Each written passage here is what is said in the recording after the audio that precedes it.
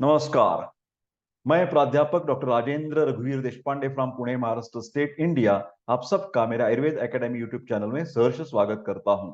मेरे प्यारे दोस्तों, आज हम अष्टांग हृदय सूत्र स्थान तृतीय अध्याय जो ऋतुचर्या है उसके बारे में चर्चा करेंगे। अब तक मेरे वीडियो बन चुके हैं हिंदी भाषा में। अष्टांग हृदय सूत्र स्थान अध्याय 1 और अध्याय 2 की जो वीडियोज हैं, टोटल कुल मिला के 3 वीडियोज है, वो ऑलरेडी अपलोड हो चुके हैं।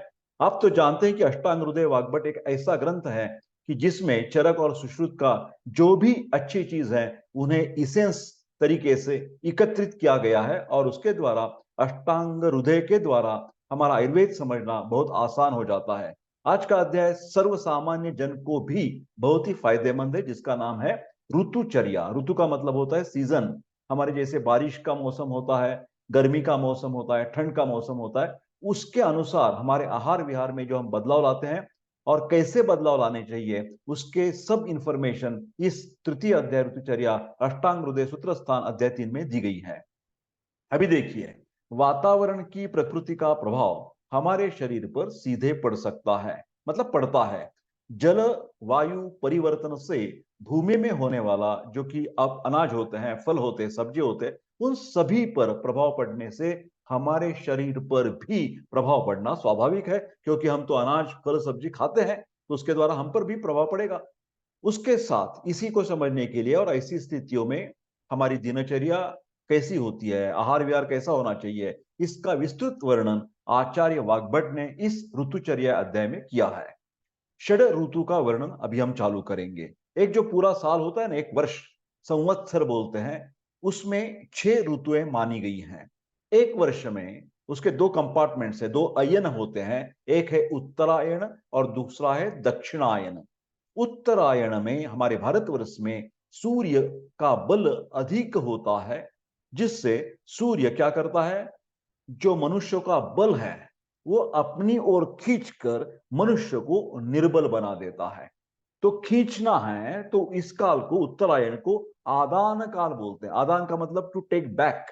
और दक्षिणायन जो है, दक्षिणायन में सूर्य बल कम होने के कारण मनुष्य का बल अधिक होता है। ये प्रकृति के अपने स्वभाव से होता है। उत्तरायण को आग्नेय काल या आदान काल भी कहते हैं, क्योंकि वो हमारी जो ताकत है वो खींच लेता है।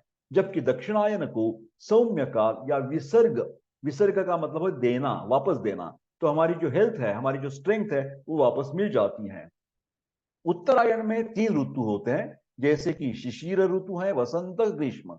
और दक्षिणायन में बाकी के जो 3 ऋतु हैं, वर्षा, शरद और हेमंत। यहाँ पर देख सकते हैं आप, टेबल बनाया हुआ है। उत्तरायण आदान काल, अग्नेय काल, उसमें शिशिर, वसंत, ग्रीष्म। सूर्य बलशाली है, वायु रुक्ष गुण से प्रभावित है और मनुष्य का बल उत्तरोत्तर क्रम हो जाता है। मतलब शिशिर में थोड़ा बहुत तो बल होता है, वसंत में और बल कम हो जाता है, और ग्रीष्म ऋतु में हमारी पूरी ताकत चली जाती है। दक्षिणायन विसर्ग काल, सौम्य काल, वर्षा, शरद और हेमंत।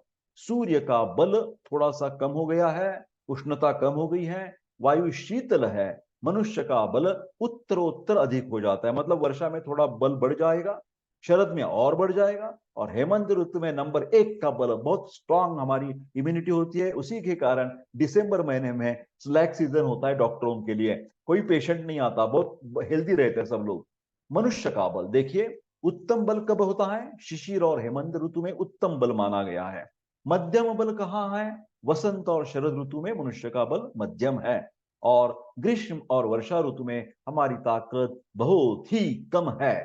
ऋतु के अनुसार रस की प्रधानता, शिशिर में तिक्त रस की प्रधानता होती है, वसंत ऋतु में कषाय रस की प्रधानता होती है, और ग्रीष्म ऋतु में कटु तीखापन होता है।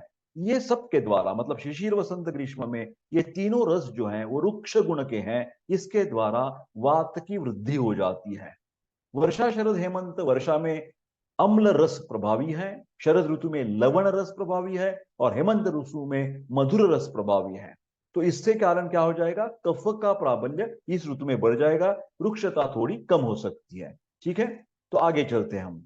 हेमंत ऋतु, एक एक करके ऋतु का सीजन जो वर्णन देखेंगे और उसका अनुसार आहार विहार कैसा होना चाहिए, ये भी मार्गदर्शन वाग्भट ने किया है। बहुत शॉर्ट में हम रिवीजन कर रहे हैं। हेमंत ऋतु जो है, अग्नि अत्यधिक बढ़ी हुई होती है। नवंबर दिसंबर का जो महीना है इंग्रजी महीना, अतः स्निग्ध रस का सेवन ये हेमंत ऋतु में करना चाहिए। मधुर अम्ल लवण का रस का भी सेवन इस ऋतु में ताकत बढ़ाने के लिए हमें इस्तेमाल करना चाहिए। वातघ्न तेल के द्वारा पूरे शरीर को मर्दन करना चाहिए, अभ्यंग करना चाहिए और उद्वर्तन भी करना चाहिए। मांस रस का सेवन हम कर सकते हैं, मध्य सूरामंड सेवन करना चाहिए, इसे वाग्भट कहते हैं। गेहूं, उड़द, गन्ने का रस और दूध का सेवन हेमंत ऋतु में करना चाहिए। निवात उष्ण गृह में निवास करना चाहिए, क्योंकि बहुत बहुत ठंड होता है, तो उष्ण गृह का इस्तेमाल हमें करना चाहिए। हीटर्स बोलते हैं, रूम हीटर हम लगा सकते हैं। जेंता का स्वेदन भी कर सकते हैं। शरीर शुद्धि, ये उष्ण जलपान से हम बार बार गर्म गर्म पानी पीना चाहिए और शीत जल को ज्यादा सेवन नहीं करना चाहिए। शिशिर ऋतु आगे चलकर हेमंत ऋतु के समान ही सब दिनचर्या ऋतुचर्या होनी चाहिए, परंतु रुक्षता अधिक रहने के कारण शिशिर ऋतु में अधिक स्निग्ध कर और उष्ण द्रव्य का प्रयोग करना चाहिए।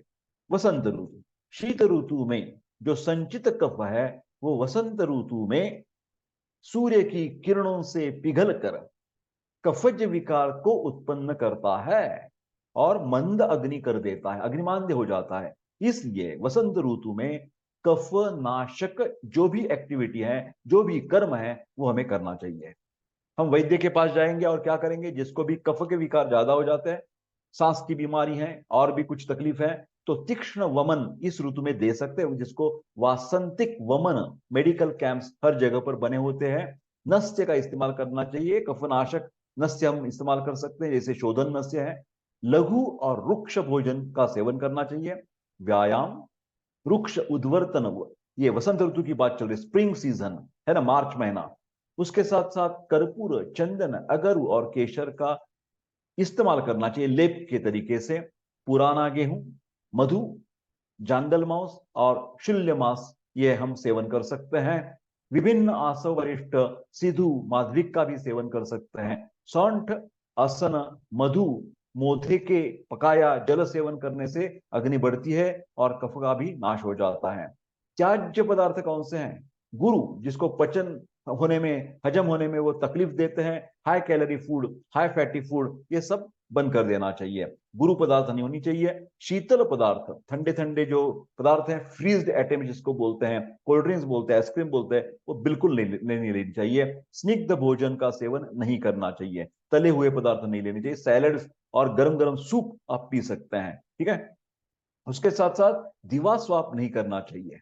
दिवा स्वाप बिल्कुल नहीं करना चाहिए। दिन भर में सोना नहीं चाहिए, कफ बढ़ जाएगा, कफ बढ़ जाएगा। मधुर और अम्ल रस का हमें त्याग करना होगा।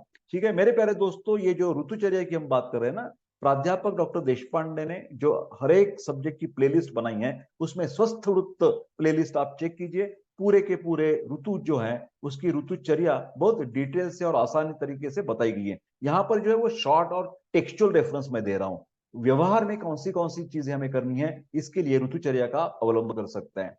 ये मैंने यहाँ पर भी जैसे है ना कार्ड्स देखे देखे हैं, बीच बीच में आ जाएंगे, तो आप वो ऋतुचर्या देखकर उसका भी अध्ययन कर सकते हैं। अभी हम बात करेंगे गर्मी की, हॉट सीजन, समर सीजन, ग्रीष्म ऋतु। सूर्य अति तीक्ष्ण होकर मनुष्य के स्नेहों को नष्ट कर देता है, वात वृद्धि करता है।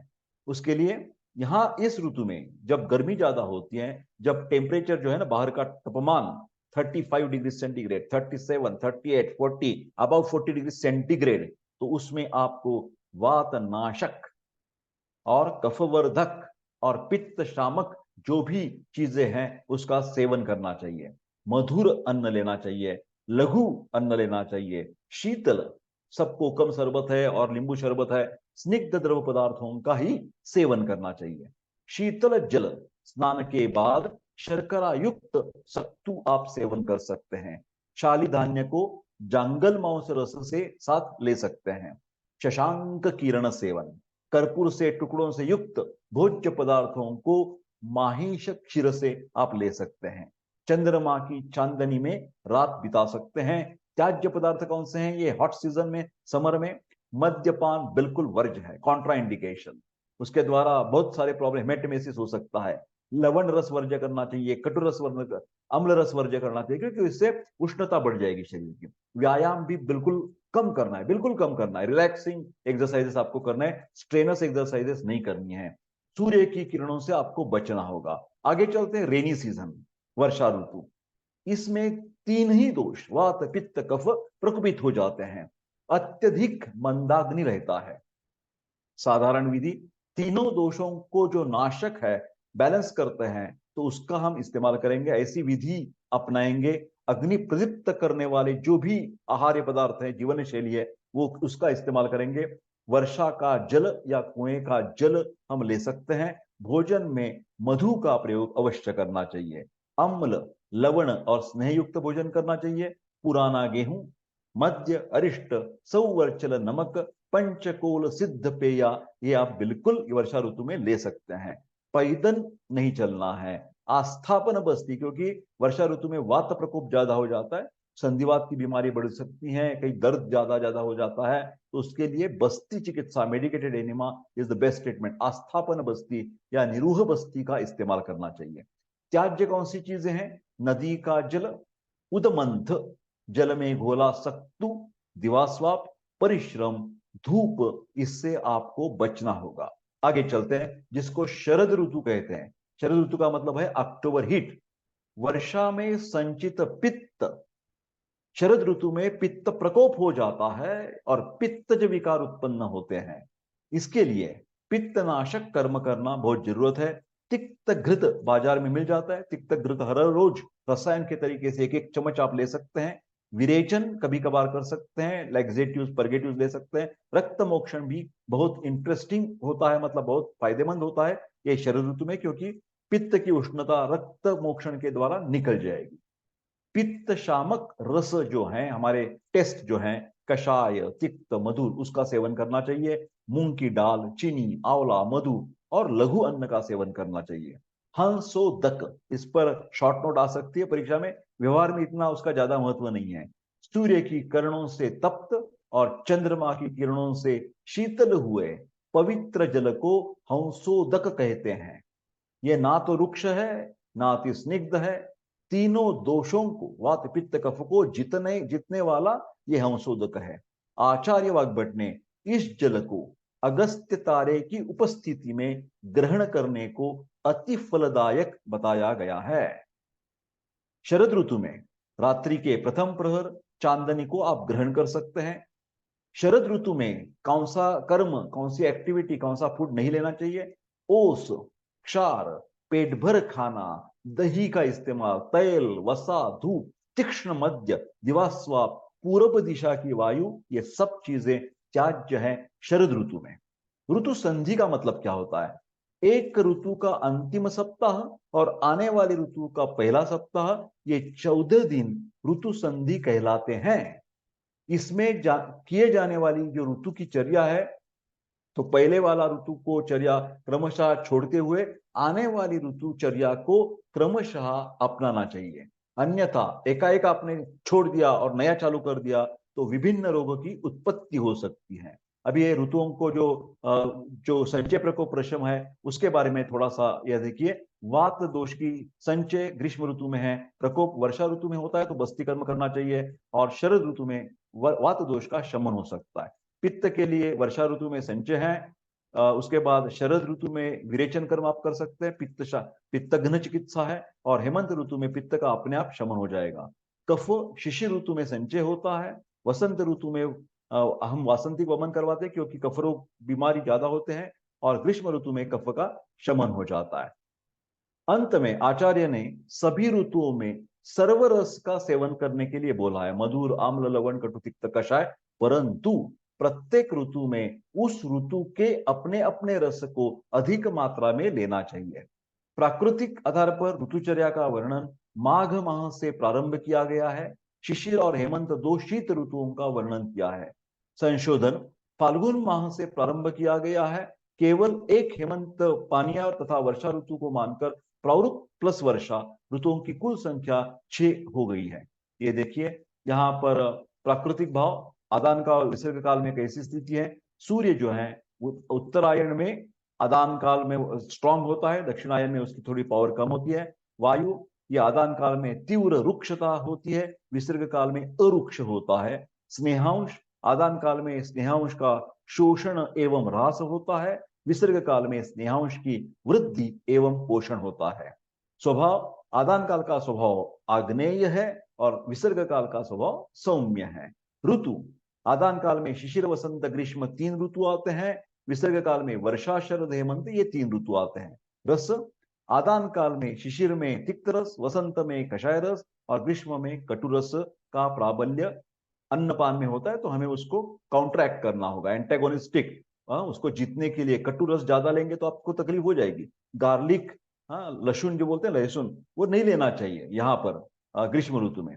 विसर्ग काल में वर्षा ऋतु में अम्ल रस रहेगा, शरद ऋतु में लवण रस रहेगा और हेमंत ऋतु में मधुर रस रहेगा।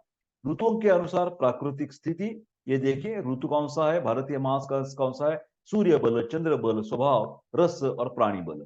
शिशिर ऋतु माघ फाल्गुन, सूर्य बल उत्तम है, चंद्र बल क्षीण है, स्वभाव रुक्ष है शिशिर का और रस तिक्त है और प्राणी का बल श्रेष्ठ बल है।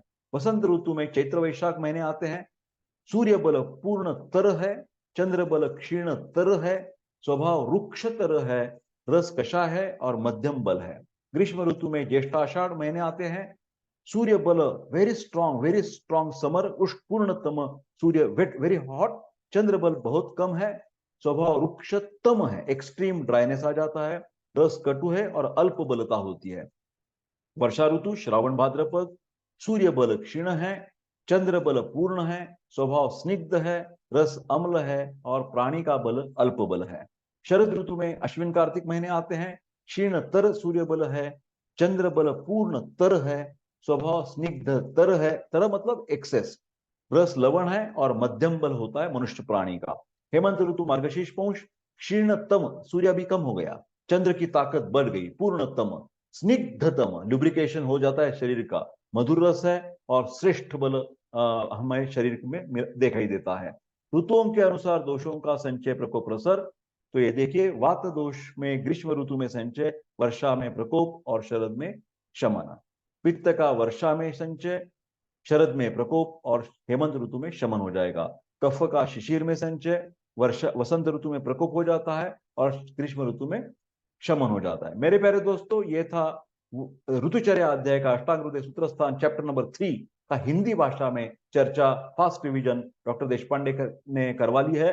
अभी किसी को भी किसी मदद चाहिए, मेडिकल हेल्प चाहिए या कुछ क्लासेस चाहिए, तो सिर्फ व्हाट्सएप कर सकते हैं paid online consultation and paid classes के लिए 9226810630। मेरे प्यारे दोस्तों, आप तो जानते हैं कि डिस्क्लेमर नाते से कौन सी भी बीमारी में यथावश्यक यथाकाल वैद्य की सलाह लेना जरूरत है। और मैं आपको विनंती करता हूं कि ये वीडियो लाइक शेयर कर दीजिए और मेरा चैनल आयुर्वेद एकेडमी सब्सक्राइब भी कर दीजिए, तो देशपांडे सर और जोर जोर से आगे आगे चलकर बहुत बढ़िया वीडियो बनाते रहेंगे। तो अभी ये सीरीज चलती है, तो आपको जो बेल बटन आइकन है तो प्रेस करेंगे तो आपको अष्टांग हृदय कब आ गया, आज देखो आ गया वीडियो, ऐसी इंटीमेशन मिल जाती है। अष्टांग हृदय बहुत ही बेहतरीन ग्रंथ है। अभी तीसरा अध्याय पूरा हो गया है, हम धीरे धीरे करके 15 अध्याय तक कंटिन्यूअसली जाने वाले हैं। ठीक है, I wish all the best, take care.